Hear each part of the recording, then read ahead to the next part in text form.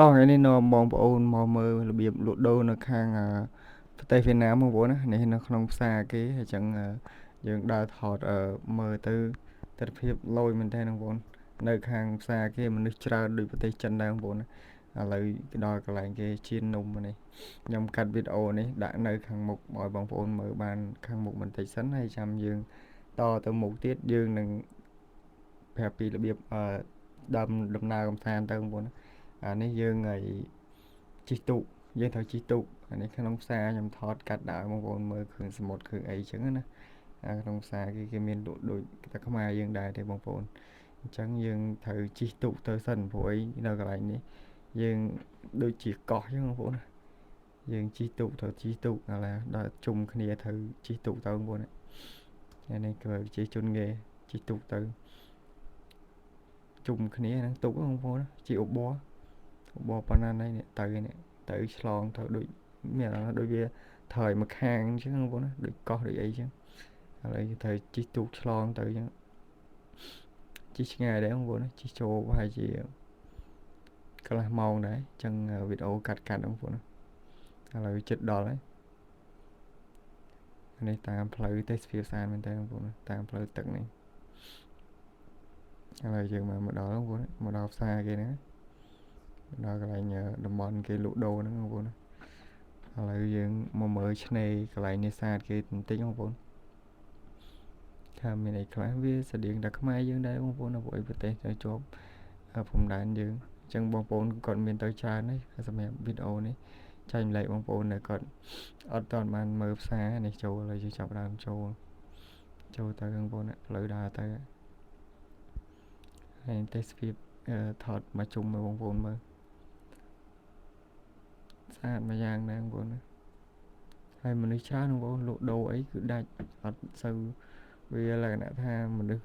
ពោពេញដោយមនុស្សហ្នឹងអញ្ចឹងផ្សារមួយទៅមានមនុស្សច្រើនអញ្ចឹងជីវករគេលក់ដូរវាដាច់ភាគច្រើនលក់ដាច់ជាងខ្មែរយើងអត់សូវទេបានមួយដែរតាមជនបទបើលក្ខណៈចេះអីទេសភ្ញៀវទេសចរគេទៅលេងច្រើនអញ្ចឹងទៅវាអាចនឹងលក់ដាច់អានេះយើងមកដល់កន្លែងលក់ម្ហូបបងប្អូនណាហើយយើងដើរមើលមកជុំដើរមើលកន្លែងដែលថតស្អាតឲ្យបងប្អូនមើលនេះបងប្អូនអានេះផ្លែអីបងប្អូនខ្ញុំអត់ស្គាល់បងប្អូនណាស្គាល់ជួយប្រាប់ផងខ្ញុំមិនដឹងថាផ្លែស្អីទេមើលអត់ស្គាល់លើកទី1ដែលឃើញមិនដឹងស្តៀងផ្លែស្អីប្រកាសទេខ្ញុំអត់ដឹងដែរបងប្អូនអញ្ចឹងបងប្អូនជួយខមមិនប្រាប់ម្នាក់មួយផងបើសិនជាស្គាល់ឥឡូវយើងមកមើលម្ហូបមុខម្ហូបគេយើងមើលកន្លែងគេធ្វើម្ហូបកន្លែងគេលក់ដូរបងប្អូននេះក្នុងផ្សារគេធំដែរបងប្អូននេះលក់ស្អីខ្លះទេនេះគ្រឿងងៀតនិងគ្រឿងសមុទ្រមានងៀតគោងៀតអីចឹងបងប្អូនហើយគេទិញនេះគេគិតជាគីឡូគិតជាខាំ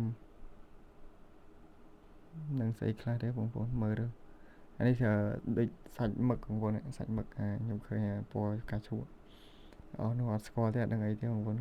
មានច្រើនប្រភេទមែនតើរបស់សមុទ្រយើងអាចស្គាល់បងប្អូនព្រោះវាច្រើនពេកនេះនៅវីដេអូនេះនៅខាងវៀតណាមបងប្អូននៅខាងប្រទេសវៀតណាមនេះសាច់មឹកគេបងប្អូនតំណងមែនតើធ្វើឆាឬក៏គេធ្វើងៀតតែថៃសរសៃតំណងដូចសាច់ក្តាមសាច់អីចឹងមានគ្រប់ប្រភេទចឹងបងប្អូន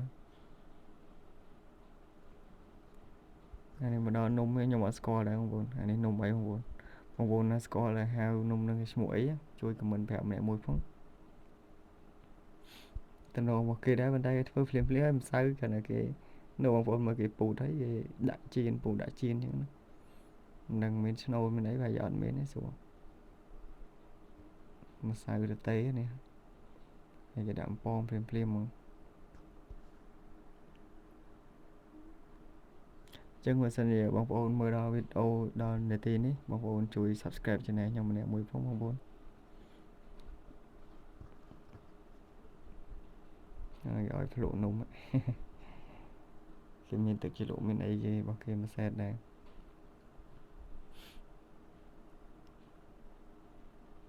នំជៀនដាក់ឡើងមកកណោបងប្អូនច្រើន ឥឡូវយើងទៅមុខទៀតហើយក្នុងផ្សារគេលក់គ្រប់ប្រភេទហ្មងបងប្អូនមនុស្សច្រើនបងប្អូនដូចបងប្អូនឃើញហ្នឹងមនុស្សដើរទិញជុំវិញអញ្ចឹងទៅលក់ដូរស្រួលដាច់ឲ្យតែប្លែកនឹងលក់ដាច់ហ្នឹងបងប្អូននេះកន្លែងលក់ត្រីងៀតត្រីអីហ្នឹងបងប្អូននេះងៀតប្រវែងងៀតអីហ្នឹងវាយគេធំមានតាមលេខគេបងប្អូនឥឡូវយើងមើលនំវិញគេពពងវិញប្រហិតអានេះប្រហិតត្រីអូអានេះប្រហែលជាគេម្សៅប្រហិតត្រីបងប្អូនចៀនតំណងឆ្ងាញ់ទេតាអានេះប្រហិតត្រីមូលជាងចំណាំញ៉ាំមីហិលអញ្ចឹងបងប្អូនឃើញហើយអាហ្នឹងsẽយកមកពីវៀតណាមដែរបងប្អូនអានេះកន្លែងងៀតមឹកងៀតបកាងៀតក្តាមអីហ្នឹងបងប្អូនសាច់ក្តាមសាច់អីហ្នឹងនេះម្សៅគេប្រហែលជាម្សៅប្រហិតហ្នឹងបងប្អូនវាចៀនដាក់ចៀនហ្នឹង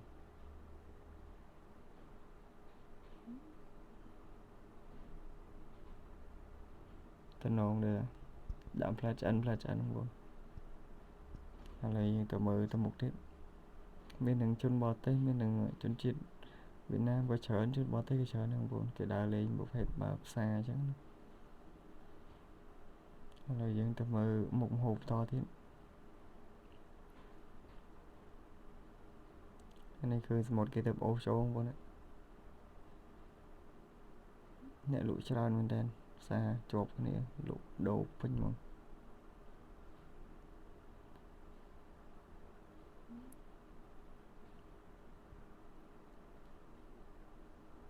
កន្លែងនំដាច់បងប្អូនខុសឲ្យអ្នកមកទិញស្រកប្រអប់ស្រកថប់អាហ្នឹងគេថ្លឹងគីឡូដូចផាត់ថៃជាហ្នឹងបងប្អូនតែអត់ដឹង1គីឡូប៉ុន្មានទេមិនថ្លៃប៉ុន្មានទេព្រោះនៅវៀតណាមដូចតែខ្មែរយើងដែរស្រួលបងប្អូនវាអត់ដូចនៅចិនអាចថ្លៃជាងប៉ុន្តែនៅចិនថ្លៃតែតាមផ្សារទំនើបអីធំហ្នឹងបងប្អូននៅខាងទីក្រុងបើសិនជានៅជនបទតាមខ្ញុំធ្លាប់ដឹងគឺអត់សូវថ្លៃប៉ុន្មានដែរបងប្អូនវាតម្លៃគួរសមដូចគ្នា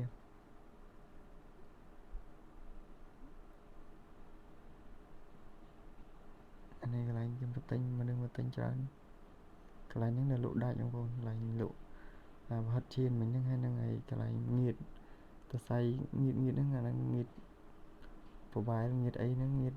មឹកអីហ្នឹងលក់ដាច់អានេះទាំងពៅមើលមកជុំបងប្អូនមនុស្សច្រើនតែស្ទើរតែកន្លែងហ្នឹងស្ទើរវាច្រើនតែកន្លែងលក់នំហ្នឹងដែរបងប្អូន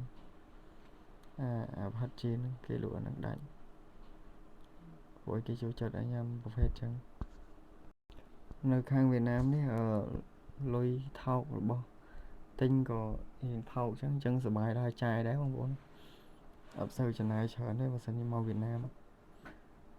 យើងមកគាត់នៅអស់ចំហុយទៅហើយយើងស្នាក់នៅទៅគេថាចំពោះដើរចាយអត់សូវអស់ច្រើនដែរតែឥឡូវនាំបងប្អូនទៅមើលកន្លែងលក់ម្ហូបតទៀតហើយយើងដើរទៅមុខមើលកន្លែងលក់ម្ហូបស្រស់ម្ដងហើយនេះបន្លែគេដឹកមកនឹងតោ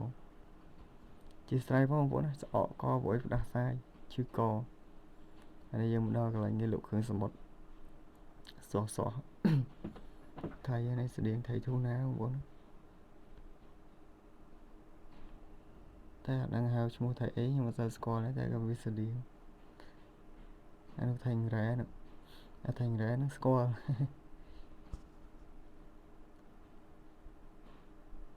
មានបកាមានមឹកមានបកងអានេះប្រហែលគេហៅបកងប៉ាបងប្អូនខ្លះគាត់ហៅបកងនៀកអានេះក្តាមបងប្អូនក្តាមនេះក្តាមថ្មហើយខ្យងអីហ្នឹងហើយគេដាក់រស់ភ្លាមដាក់នៅកតោយើងអុកស៊ីសែនហ្នឹងរស់នេះក្តាមផ្សេងសិតតែនៅស្រស់បងប្អូនតែអញ្ចឹងនៅរស់ទាំងអស់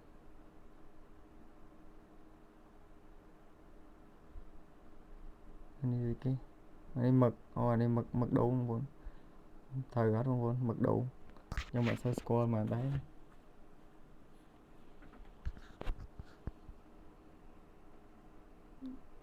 នេះលក់ដូចនៅខ្មែរចឹងកន្លែងទៅដើរលេងឃើញបងប្អូនលក់អានេះស្អីគេបងប្អូនក្តាមថ្មហើយអានេះក្តាមនំប៉័ងត្រូវអត់បងប្អូនក្តាមនំប៉័ងនេះអានេះបល្លង្កាសអានេះដូចវីដេអូមុនដែរបងប្អូនអានេះគេយកទៅអាំងនេះសិតតែគេយកមករស់ចឹងបងប្អូនទុកបានរស់បានយូរគេដាក់អុកស៊ីសែនដាក់អីចឹងទៅរស់បានយូរ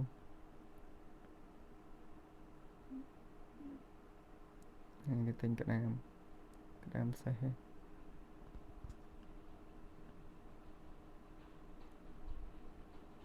សឆ្ងាញ់បងប្អូនគ្រឿងសមុទ្រខ្ញុំធ្លាប់ហើយថៃបកីអីហ្នឹងយើងអូបានភ្លាមមកមានលក្ខណៈថារសជាតិវាគឺវាទូយកបានហ្មងបងឆ្ងាញ់មែនតើនេះគេបងប្អូនក្តាមថ្មមើលទៅនៅធាត់នេះក្តាមសេះមានប៉ារ៉ាទៀតតាមប្រភេទក្តាមអានេះបកងនេះបកងប៉ាអីហ្នឹងបងប្អូននេះខ្យងមានអីនៅក្នុងហ្នឹងទៀត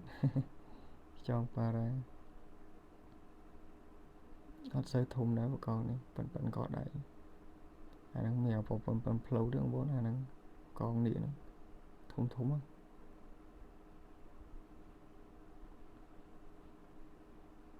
អានេះកន្លែងលក់ត្រីសមុទ្រដែរបងប្អូនអត់មានឃើញត្រីសែត្រីទក់ត្រីអីដូចយើងត្រីសមុទ្រទាំងអស់